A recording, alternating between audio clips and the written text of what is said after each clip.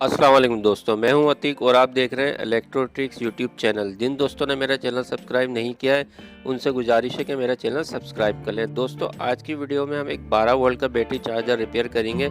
ये 12 वोल्ट का battery charger मेरे ज़ाती इस्तेमाल का है, लेकिन अब इसमें एक फ़ॉल्ट आ गया है कि इसको प्लग करके जब हम बैटरी से लगाते हैं तो ये चार्जिंग मोड पर नहीं जाता। ये ऑन तो हो जाता है, इसकी ग्रीन लाइट जल जाती है, लेकिन चार्जिंग मोड पर नहीं आ रहा है। मैंने इसको प्लग कर दिया, देखिए इसकी ग्रीन लाइट जल रही है, ये ऑन हो रहा है, तो इसमें चार्जिंग का फॉल्ट आ गया है। तो आज हम इसको रिपेयर करेंगे। तो सबसे पहले इसको अनप्लग कर लेते हैं। अनप्लग करके इसके तमाम स्क्रूज खोल लेते हैं। स्क्रू निकाल कर इसका पीसीबी बाहर निकालेंगे, फिर इसके बाद हम इसका फॉल्ट डायग्नोस करेंगे और फिर इसको हम रिपेयर करेंगे। तो चले आज की वीडियो हम शुरू करते हैं।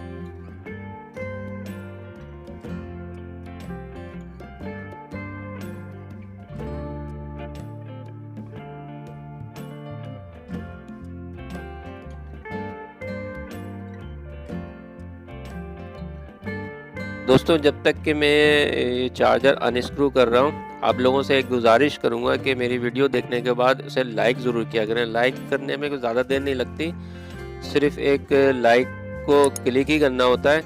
आपके लाइक करने से मेरा मोटिवेशन बढ़ता है और मैं इसी तरह की इंफॉर्मेटिव वीडियोस आपके लिए बनाता हूँ। तो दोस्तों लाइक किया करें, कमेंट्स किया करें, इस तरह से मुझे पता चलेगा कि मेरी वीडियोस के अंदर क्या फॉल्ट है और क्या अच्छाई है। तो आप इसको लाइक ज़रूर किया करें और जो दोस्त मेरे चैनल के ऊपर नए हैं उनसे गुजारिश है कि मेरे चैनल को सब्सक्राइब ज़रूर करें और साथ ही बेल आइकन को दबाएं ताकि मेरी नई नई जो भी वीडियो हैं उनकी इंटीमेशन आपको मिल सके।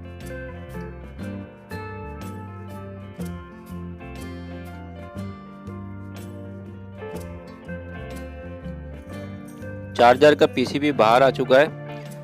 अब इसको हम इलेक्ट्रिसिटी पे लगाएंगे और बैटरी से भी कनेक्ट करेंगे और फिर आपको दिखाता हूँ मैं कि ये चार्जिंग मोड पर आता है या नहीं आता है। तो आप खुद ही देख लीजिएगा कि इसकी ग्रीन लाइट तो जलेगी, लेकिन बैटरी से कनेक्ट करने के बाद रेड लाइट नहीं जल रही, क्योंकि ये चार्जिंग मोड पर नहीं जा रहा है। इसलिए इसकी ना ही रेड लाइट जल रही है और ना ही इसका फ़ैन ऑन हो रहा है। ये देखें इसकी ग्रीन लाइट जल रही है, लेकिन ये चार्जिंग मोड पर नहीं जा रहा है।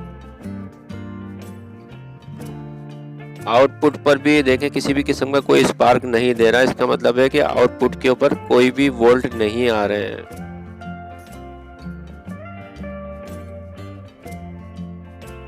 अब इसका हम फॉल्ट डायग्नोस करते हैं, उससे पहले हम इसको अनप्लग कर देंगे ताकि हमें किसी भी किस्म का कोई इलेक्ट्रिसिटी का झटका ना लगे। सबसे पहले हम इसके बेसिक कंपोनेंट चेक करेंगे। जहाँ अगर हमें फॉल्ट नहीं मिला तो फिर हम एडवांस लेवल पर जाएंगे।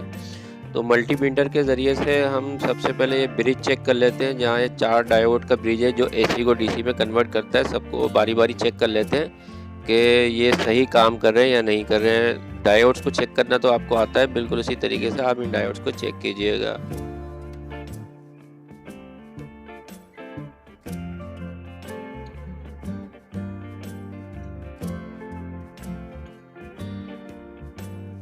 डायोड्स चेक कर लिए हमने, डायोड्स बिल्कुल सही है। अब हम डीसी सेक्शन में लगे हुए मॉसफेट्स चेक करेंगे। मॉसफेट्स का काम स्विचिंग का होता है और बैटरी चार्जर के साथ अटैच है या नहीं है ये इसका भी सेंस देता है और पोलैरिटी भी चेक करता है। तो मॉसफेट को चेक करना भी यकीनन आपका आता होगा। मॉसफेट की दोनों साइड हम चेक करेंगे। मॉसफेट को सिर्फ एक साइड से रीडिंग देनी चाहिए, दोनों साइड से रीडिंग नहीं देनी चाहिए। मॉसफेट अगर दोनों साइड से रीडिंग दे तो इसका मतलब है मॉसफेट ख़राब है। एक साइड से रीडिंग अगर देगा तो मॉसफेट बिल्कुल सही होगा। देखिए ये मॉसफेट एक साइड से रीडिंग दे रहा है, एक साइड से रीडिंग नहीं दे रहा है, इसका मतलब है ये मॉसफेट बिल्कुल सही है।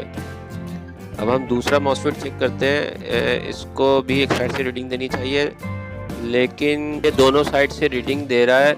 इसका मतलब है कि ये मॉसफेट ख़राब हो सकता है। पीसीबी पे लगा हुआ मॉसफेट अगर हम चेक करें तो बाज़ वक्त ये गलत रीडिंग में दे देता है। इसलिए इसको चेक करने के लिए हम इसे पीसीबी से बाहर निकालेंगे, फिर इसके बाद इसको चेक करेंगे। अगर ये ख़राब होगा तो इसे हम दूसरे मॉसफेट से चेंज कर देंगे। हो सकता है कि ये इसी का फॉल्ट हो और इसी वजह से ये स्विचिंग नहीं कर रहा हो।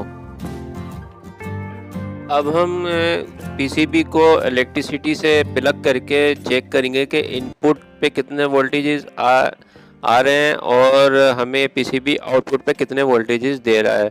تو ملٹی میٹر کو سب سے پہلے AC سیکشن پہ کر لیتے ہیں اور ان پٹ پہ چیک کرتے ہیں. دیکھیں ان پٹ پہ وولٹیجز بالکل صحیح آ رہے ہیں. اب آؤٹ پٹ پہ دیکھ لیتے ہیں کہ ہمیں آؤٹ پٹ پر DC سیکشن میں کتنے وولٹیجز آؤٹ پٹ پہ مل رہے ہیں.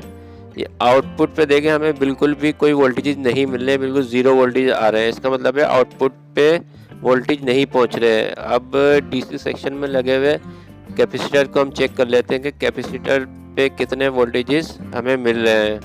یہ DC سیکشن کا کیپیسیٹر ہے. اب ہم اس کو چیک کریں گے. یہ دیکھیں DC سیکشن کا جو کیپیسیٹر ہے ہمیں 14 وولٹ دے رہا ہے. اس کا مطلب یہاں تک ہمیں بالکل ایکوریٹ وولٹیجز مل رہے ہیں. چلے اب ہم موسفیٹ کو نکال لیتے ہیں اور موسفیٹ کو نکال کے پھر اس کو ہم چیک کرتے ہیں کہ یہ فالٹی ہے یا نہیں ہے.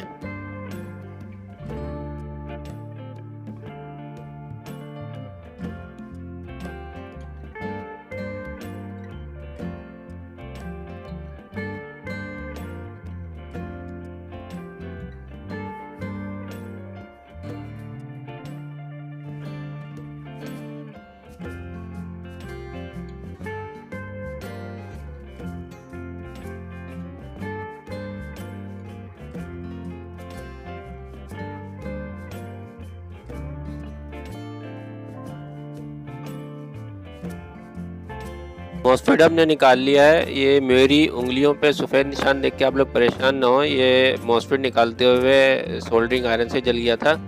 اب ہم یہ موسفیٹ چیک کریں گے. موسفیٹ کو ایک سائڈ سے ریڈنگ دینی چاہیے لیکن یہ دونوں سائڈ سے ریڈنگ دے رہا ہے. اس کا مطلب ہے کہ یہ موسفیٹ ہی خراب ہے, اسی وجہ سے ہمیں آؤٹ پٹ نہیں مل رہا ہے. یہ ایک موسفیٹ میں نے پرانے PCB سے نکالا ہے, اس کو بھی چیک کر لیتے ہیں کہ صحیح ہے خراب ہے. دیکھیں یہ ایک سائڈ سے ریڈنگ دے رہا ہے اور دوسری سائڈ سے ریڈنگ نہیں دے رہا ہے. اس کا مطلب ہے کہ یہ موسفیٹ بالکل صحیح ہے. اب ہم اس کو اپنے PCB پر لگا دیں گے اور یہ فالٹی موسفیٹ کو ہم پھینک دیتے ہیں. اب ہم اس صحیح موسفیٹ کو PCB کے اوپر سولڈر کر لیتے ہیں.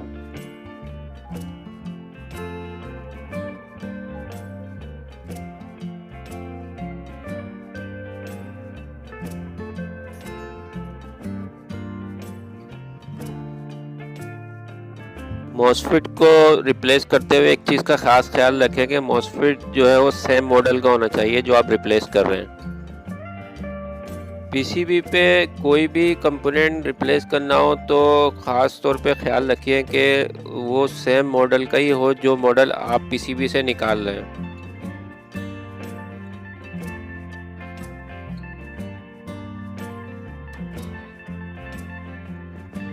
سولڈرنگ بہت اچھے سے کیجیے گا, سولڈرنگ مضبوط ہونی چاہیے. اگر سولڈرنگ لوز رہی تو اسپارکنگ ہو سکتی ہے. اسپارکنگ ہونے کی وجہ سے دوسرے کمپوننٹس بھی خراب ہو سکتے ہیں.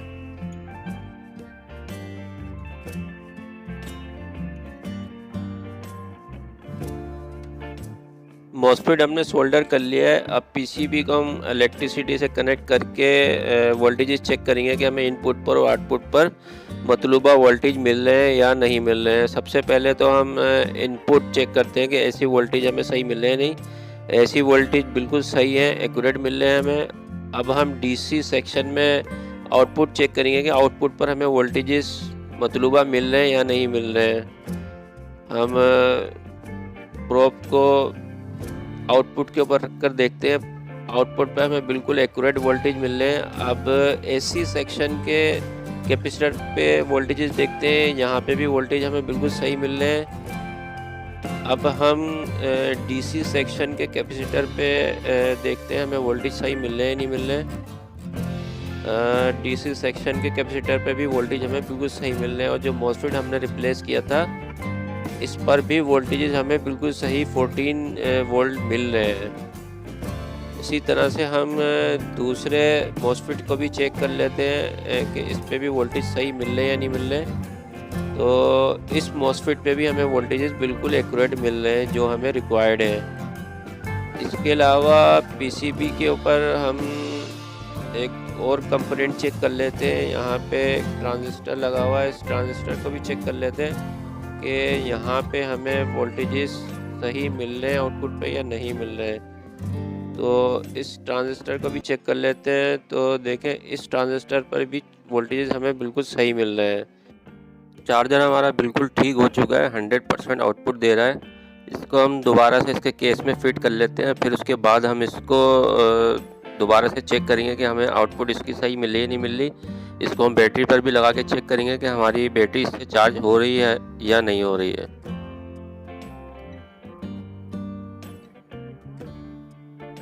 پی سی بی کو ہم نے کیسنگ میں دوبارہ سے فٹ کر لیا ہے، اب ہم اسے اے سی وولٹ دیں گے اور اس کو بیٹری پر بھی لگا کے چیک کریں گے کہ یہ صحیح کام کر رہا ہے یا نہیں کر رہا ہے۔ یہ میں نے اس کو پلگ کر دیا ہے کہ الیکٹریسٹی پر دیں گے، اس کی گرین لائٹ جل رہی ہے، ٹھیک ہے۔ اس کا مطلب ہے یہ آن ہو رہا ہے، آن تو یہ پہلے بھی ہو رہا تھا، اب ہم اس کو بیٹری پہ لگا کے چیک کریں گے کہ یہ ریڈ لائٹ جلتی ہے یا نہیں جلتی اور اس کا فین آن ہوتا ہے یا نہیں ہوتا۔ یہ اس کے دونوں کلپ میں بیٹری پر لگا لیتا ہوں۔ یہ میں نے دونوں کلپ لگا دی ہے اس کے اوپر، دیکھیں اس کی ریڈ لائٹ جل رہی ہے، یہ آپ اس کو دیکھ سکتے ہیں کہ اس کی ریڈ لائٹ جل رہی ہے۔ اس کا مطلب ہے کہ چارجر یہ چارجنگ موڈ پر شفٹ ہو رہا ہے، اس نے چارجنگ شروع کر دی ہے۔ اب اس کا فین بھی چیک کر لیتے ہیں، دیکھیں اس کا فین بھی چلنا شروع ہو گیا ہے، اس کا مطلب ہے کہ یہ چارجنگ موڈ پہ شفٹ ہو گیا ہے۔ یہ چارجر ہمارا بالکل 100% ورکنگ کر رہا ہے۔ یہ ویڈیو پسند آئی ہو تو اس کو لائک اور شیئر ضرور کیجیے گا، اور میرے چینل کو جن لوگوں نے سبسکرائب نہیں کیا ہے ان سے گزارش ہے کہ چینل کو سبسکرائب کر لیں۔ اگلی ویڈیو تک کے لیے اللہ حافظ۔